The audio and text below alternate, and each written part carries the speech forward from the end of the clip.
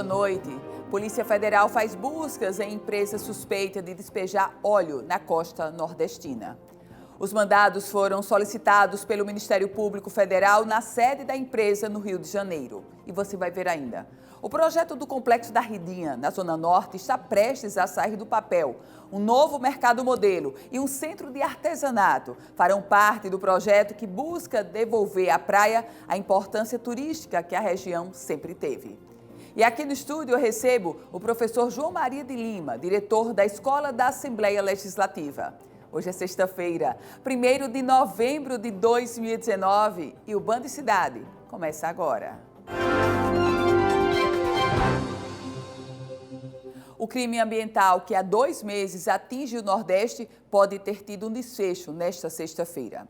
A Polícia Federal cumpriu na manhã de hoje mandados de busca e apreensão em uma agência marítima e na sede de representantes de uma empresa no estado do Rio de Janeiro. Os mandados foram emitidos pela Justiça Federal Potiguar. Os 2 alvos são ligados à proprietária de um navio mercante de bandeira grega, indicado como origem do derramamento de óleo na costa nordestina. O vazamento de óleo teve origem a 730 quilômetros da costa paraibana. O petróleo cru teria sido lançado ao mar entre os dias 28 e 29 de julho pelo navio de bandeira grega Bolbolina e que pertence à Delta Tankers Limitada, que tem como agente marítimo no Brasil a Lensman. A Polícia Federal utilizou imagens de satélite para identificar a embarcação, que tem capacidade para transportar até 80 mil toneladas de petróleo. Foram analisadas mais de 820 imagens satelitais. E chegando ao ponto zero, chegando ao ponto inicial dessa mancha, foram feitos cálculos regressivos oceanográficos, né? E de acordo com a modelagem, foi informado que apenas um navio poderia ter deixado aquela mancha no ponto zero, né, que a gente tem a imagem do dia 29 de julho.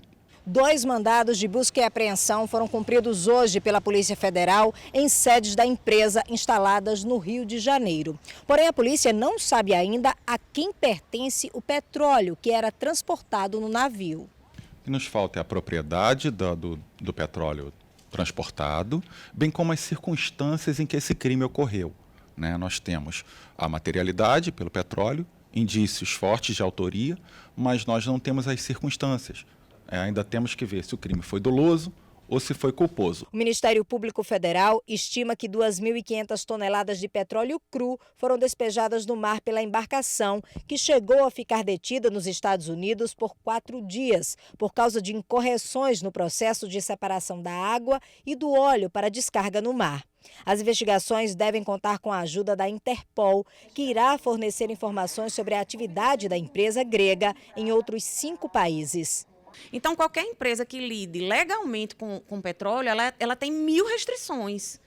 Imagine quando acontece um vazamento desse direto. A empresa o navio responsável deveria ter comunicado isso imediatamente, mesmo que tivesse acontecido um acidente, e a gente não detectou essa comunicação. Vamos tentar fazer uma modelagem regressiva, ou seja, a partir dessa mancha que foi detetada, para identificar exatamente o ponto onde foi lançado o óleo e tentar identificar a quantidade de óleo que foi lançado ao mar. Para quê? Para que a gente faça uma comparação entre o que foi para o mar e o que está chegando na costa e a gente saber quanto tempo isso ainda vai durar, se ainda tem mais óleo, se já estamos chegando no final. E também vamos fazer uma modelagem progressiva para saber o comportamento desse óleo, para saber aonde que ele pode chegar.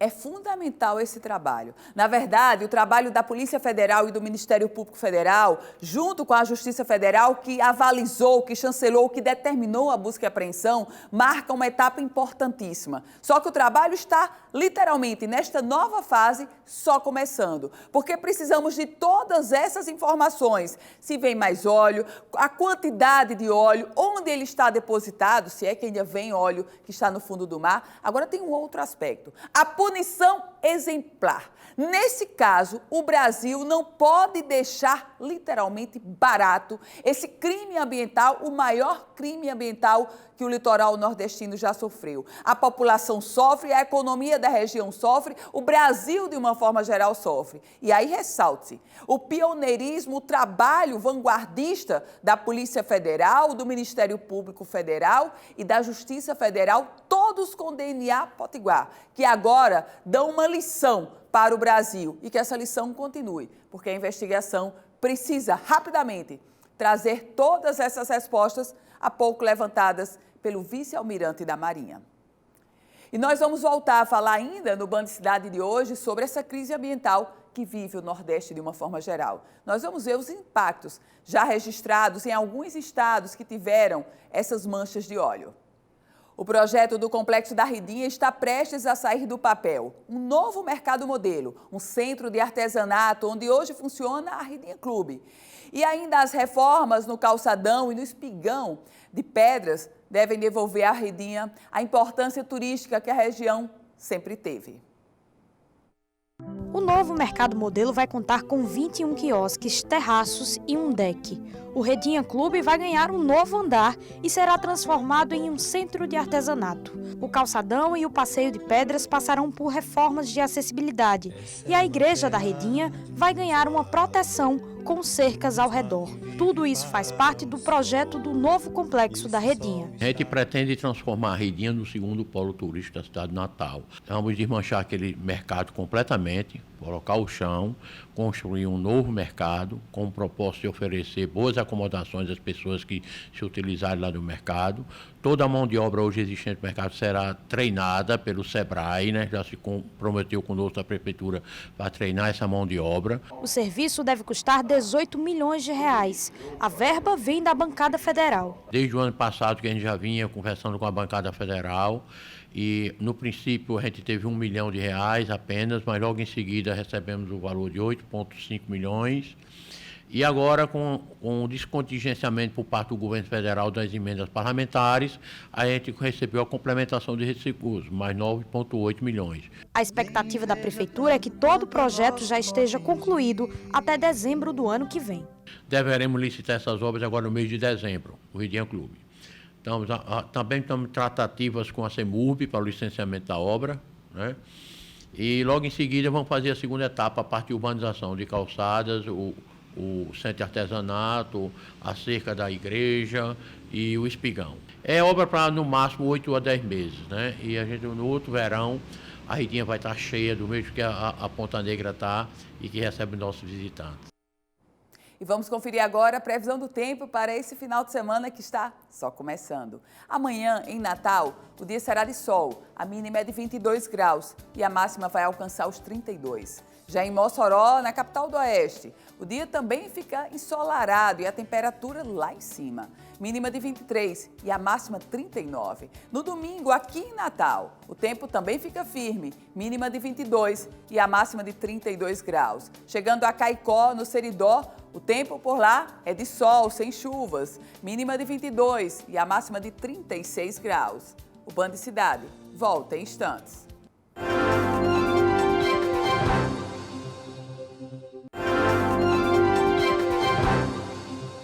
E a gente volta a falar sobre a crise do óleo que atinge o Nordeste brasileiro. O crime ambiental já contabiliza prejuízos da Bahia ao Piauí. Os problemas vão de questões ambientais a comerciais. A gente confere agora uma matéria especial sobre o assunto no programa Nesta Parte, De Olho no Nordeste.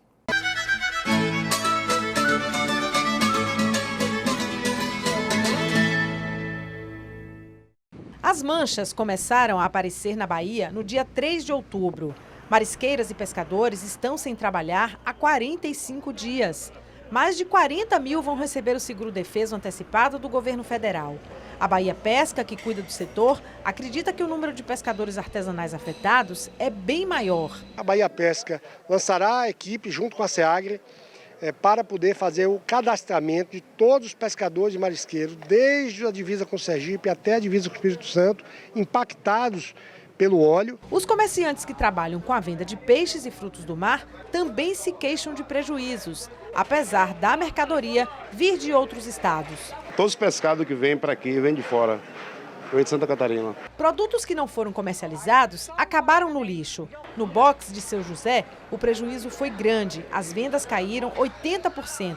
Não está vendendo nada. Tanto assim que aí nós não compramos. Perdeu, jogou fora. A raia, 14 arraias, jogou fora. As praias de Salvador estão limpas. Os banhistas estão aproveitando o banho de mar. Mas é preciso ficar atento ao surgimento de novas manchas. Agora vamos ver como está a situação no Rio Grande do Norte com a repórter Vanessa Camilo. No Rio Grande do Norte, o prejuízo também é grande. Barcos ancorados, mercado do peixe com quiosques vazios. Os trabalhadores temem que as 74 colônias de pescadores do estado sejam prejudicadas. A população não quer comprar, estão com medo do pescado, do peixe prejudicar quem come, né? O primeiro registro de manchas nas praias foi no dia 7 de setembro. De lá para cá, mais de 40 localidades foram atingidas. 14 animais foram encontrados cobertos ou com fragmentos de petróleo pelo corpo, sendo uma ave e 13 tartarugas marinhas. O Rio Grande do Norte é o único estado do Nordeste que possui um centro fixo para atender animais contaminados pelo óleo.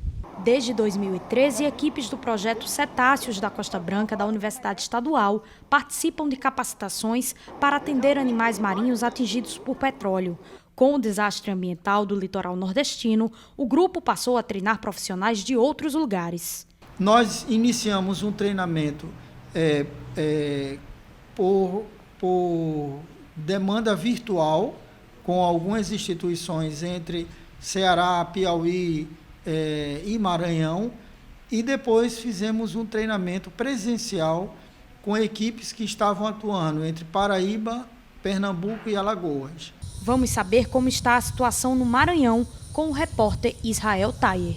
Os fragmentos de óleo no município de Alcântara e nas praias de Atins e Travosa, na região dos Lençóis Maranhenses, já foram retirados, mas as vistorias do Corpo de Bombeiros e da Capitania dos Portos foram intensificadas no estado. Estão constantemente fazendo um monitoramento da nossa costa, né, para a gente perceber ali, verificar ali se há ainda algum indício, algum vestígio de contaminação por óleo. O petróleo cru que chegou ao Maranhão há pouco mais de um mês já causou alguns problemas que afetaram diretamente os animais. O quantitativo não se sabe, então a médio e longo prazo é que vai se sentir esses efeitos para a fauna marinha, né, para os peixes, para os golfinhos, para as tartarugas. Então todos esses organismos podem e devem sofrer impacto a médio e a longo prazo. Os problemas podem atingir diretamente os pescadores, comerciantes que dependem exclusivamente da venda dos peixes e crustáceos para sobreviver.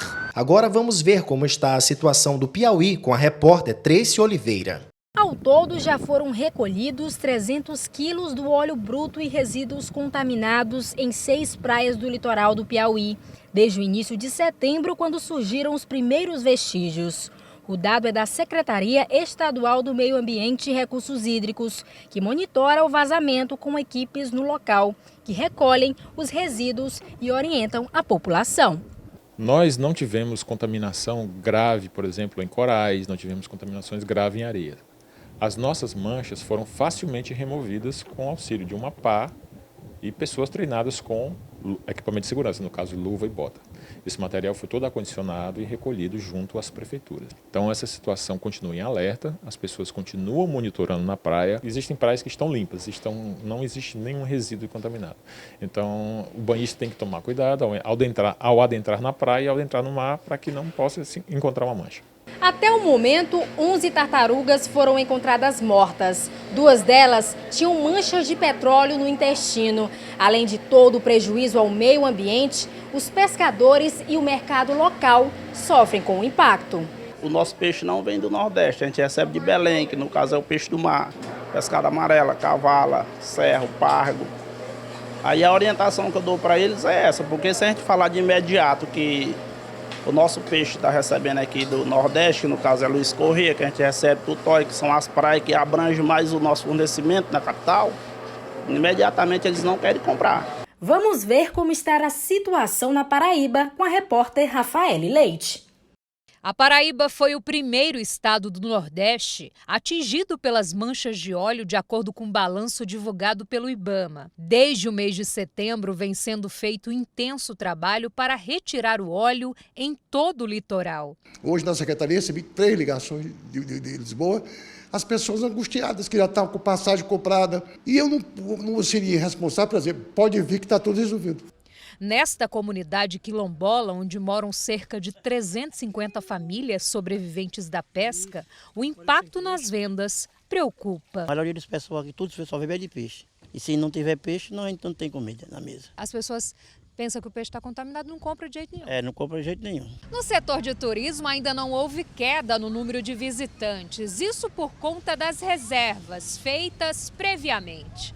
Mas para o verão, a expectativa não é das melhores. Vamos ter um prejuízo, porque aqueles turistas que vinham para Recife, que vinham para Natal, com certeza não virão mais para essas 2 capitais. E nós pegávamos esses turistas, sem dúvida alguma, que vinha para cá, passava 2 dias, voltava.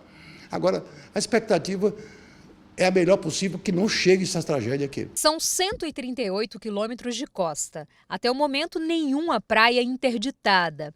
Essa semana, gotículas do petróleo voltaram a aparecer em pelo menos 2 praias do estado. As substâncias foram encontradas durante o monitoramento realizado por meio de drones. Amostras foram coletadas para análise. É preciso saber se são provenientes do desastre ambiental. E no próximo bloco eu recebo aqui no estúdio o professor João Maria de Lima, diretor da Escola da Assembleia Legislativa. O Band Cidade volta já.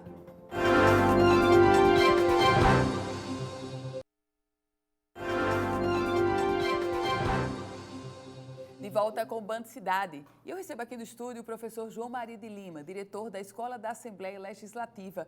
Professor, boa noite, seja muito bem-vindo. Boa noite, Ana Ruth, boa noite a todos os telespectadores. Professor, daqui a menos de 48 horas, os estudantes estarão cursando, estarão buscando, fazendo a prova do Enem.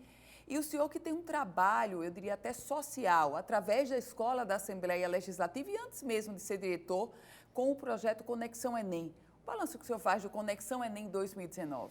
Muito positivo, foi muito bacana. Nós estivemos em 4 cidades do interior com o Conexão Enem.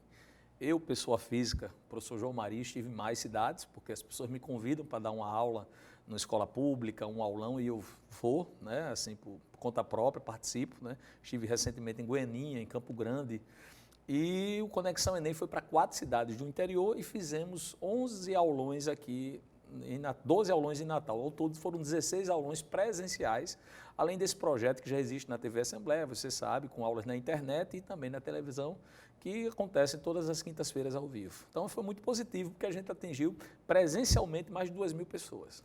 E é um projeto que torna melhor ou pavimenta a condição do aluno que não tem como pagar, por exemplo, um cursinho, ou um aulão, ou uma revisão, né, professor? Sim, Ana. Principalmente no interior do estado. No interior do estado, os alunos são muito carentes de oportunidades desse tipo. A gente tem muita alegria quando vai, porque a receptividade dos alunos, eles gostam. Nós levamos uma dinâmica, né? Uma aula que não é mais uma aula normal, é uma aula diferenciada, né? Com música, com interação. E redação é aquela aula que todo mundo quer ver, porque as pessoas querem ver o tema, falar sobre o tema, né? Que apostam em qual será o tema, isso é bacana. Professor, por que as pessoas têm tanta dificuldade, ou melhor, por que o aluno, acho que a expressão tem medo da redação, da prova de redação? Primeiro, nós temos uma cultura aqui no Rio Grande do Norte que ainda é muito deficitária em relação à educação. Eu estava vendo hoje, na madrugada, no Piauí, começou uma aula ontem, 8 da noite, terminou hoje às 6 da manhã. Um aulão, os alunos estavam lá ainda. Eu não recomendo esse tipo de aula nessa época, mas eu quero falar de engajamento.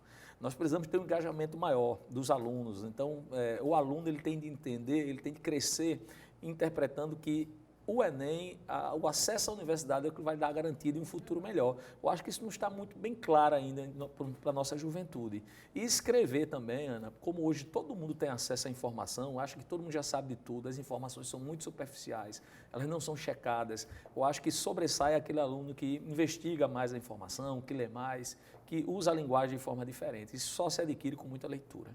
O senhor é conhecido, e aí tirando o diretor da Escola da Assembleia, mas falando sobre o professor João Maria, professor de português, o senhor é conhecido porque normalmente acerta o tema da redação. E claro, a menos de 48 horas dessa prova, eu não vou perder a oportunidade. Qual vai ser o tema da redação, professor? Pergunta fácil. A gente sempre fica numa torcida, né? Numa torcida que seja um tema que seja fácil para os candidatos, que eles tenham facilidade de falar. Mas a gente tem algumas apostas, essas apostas são mais torcidas nossas, a gente não tem certeza nenhuma. O que acontece é que a gente trabalha o tema e entre os temas, geralmente, a gente acerta. Mas, assim, eu acho que o governo tem uma grande oportunidade de levantar campanhas, né? Levantar projetos, ideias que são importantes que a sociedade discuta mais. A primeira delas que envolve educação e envolve juventude, estudantes, que é o bullying nas escolas. Esse é fundamental se discutir mais isso, projetos que tratem disso. O Rio Grande do Norte tem uma lei, em maio se comemora, ou se chama atenção para esse assunto, na verdade. O Rio Grande do Norte tem essa lei, mas nem todos os estados têm, então acho que o bullying nas escolas é uma temática que seria muito relevante se o Enem cobrasse. Outro tema que eu acho muito pertinente é levantar a questão do envelhecimento populacional. Em 2040, nós teremos 153 idosos para cada 100 jovens. Ou seja, nós temos uma população de idosos e nós estaremos lá, nessa população. Espero que estejamos lá, né? Se Deus quiser, professor. Exatamente. Então, isso é importante. Quais são as causas e consequências disso? As nossas cidades estão preparadas? O sistema de saúde está preparado? Isso requer uma demanda? Por si só, isso também leva à temática da reforma da Previdência, que nós não interpretamos que esse tema vai cair de forma direta, mas se fosse cobrado esse envelhecimento populacional, isso sim daria margem para se discutir depois a reforma da Previdência. Esse é um segundo tema.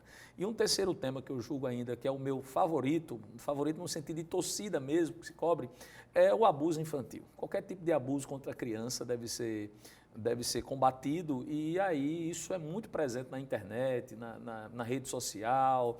Então há campanhas sobre isso. A própria Assembleia Legislativa fez uma campanha recente sobre abuso infantil, no combate ao abuso infantil, fez também sobre alienação parental, que é um tipo de abuso também, começa em casa, né?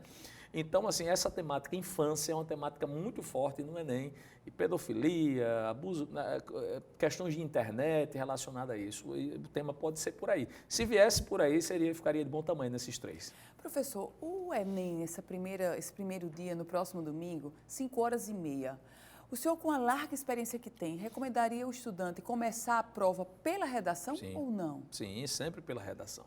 Veja, Ana Ruth, quando nós acordamos, nós estamos sempre com a cabeça mais fresca, vamos produzir alguma coisa, ao longo do dia a gente já não está mais produzindo como está. E se você fizer uma redação antes de fazer 90 questões, a sua cabeça está de um jeito. Se você fizer 90 questões depois de responder essas 90, sem daí fazer uma redação, com a pressão do tempo, eu acho que é muito pior. Então, a estratégia mais adequada é o aluno dar uma olhada na prova, rapidamente, ver as questões da área de humanas, que favorecem muitas vezes o tema de redação, né? Então, dá uma olhadinha rápida na prova e volta e faz o tema de redação, anota, faz o seu rascunho, deixa reservado 45 minutos a 1 hora para fazer a sua prova de redação.